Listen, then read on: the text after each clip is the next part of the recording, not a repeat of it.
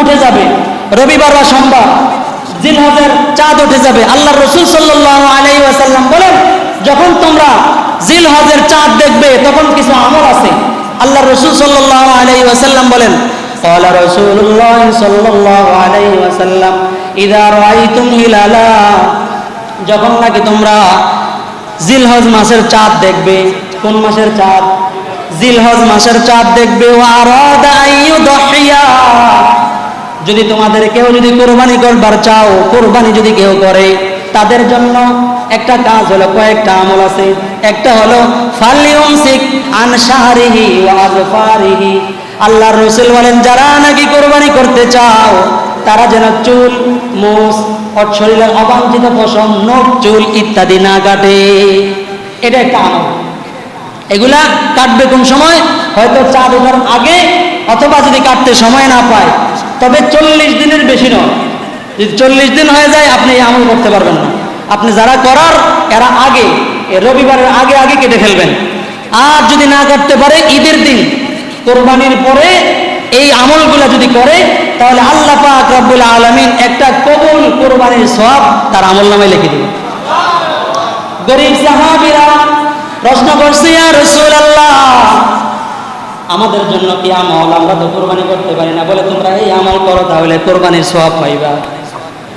গরীবরা যারা কোরবানি করতে পারবে না, নেশাবের মালিক না, এরা এই আমল করলেই কোরবানির সওয়াব পেয়ে যাবে। যেরকম সুবহানাল্লাহ। এই জন্য আমরা এই আমলগুলো করবো তো ইনশাআল্লাহ। এবং এই প্রত্যেকটা দিনের কত ফজিলত, হাদিসটা বলেই শেষ করতেছি। আল্লাহর রাসূল সাল্লাল্লাহু আলাইহি ওয়াসাল্লাম বলেন, সিয়ামি ইয়াউমি আরাফাতা হাতাসিবু আলাল্লাহ, আরাফার দিনের রোজার ব্যাপারে আল্লাহর রাসূল বলেন, 1 বছর আগের, 1 বছর পরের 2 বছরের গুনাহ আল্লাহ তাআলা maaf করে দেয়। আল্লাহর রাসূল সাল্লাল্লাহু আলাইহি ওয়াসাল্লাম ইরশাদ করেন, যদি এই যে 10টা দিন, জিলহজ মাসের প্রথম 10 দিন, এক একটা দিনের এই পরিমাণ মর্যাদা, আল্লাহর রাসূল বলেন, সিয়ামি কুল্লি লাইলাতিন মিনহা বিসিয়ামি সানা, একদিন যদি কেউ রোজা রাখে, আল্লাহ পাক রব্বুল আলামিন এক একটা রোজার বিনিময়ে 1 বছর রোজা রাখার সওয়াব দান করবে। ওয়া কিয়াম কুল্লি লাইলাতিন মিনহা বিকিয়ামি লাইলাতিল কদর, আল্লাহ নবী বলেন, এক একটা রাত্র যদি কেউ ইবাদত করে, আল্লাহ পাক রব্বুল আলামিন লাইলাতুল কদরে ইবাদত করলে যেই পরিমাণ সওয়াব, আল্লাহ তাআলা সেই পরিমাণ সওয়াব তার আমলনামায় লিখে দিবে।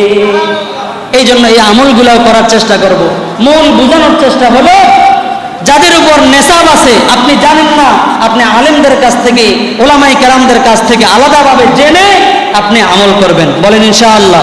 যাদের উপর নেশাব আছে, আপনার স্ত্রী হইতে পারে, আপনার মেয়ে হইতে পারে, আপনার সন্তান হইতে পারে, সবাই আলাদাভাবে কোরবানি করা লাগবে।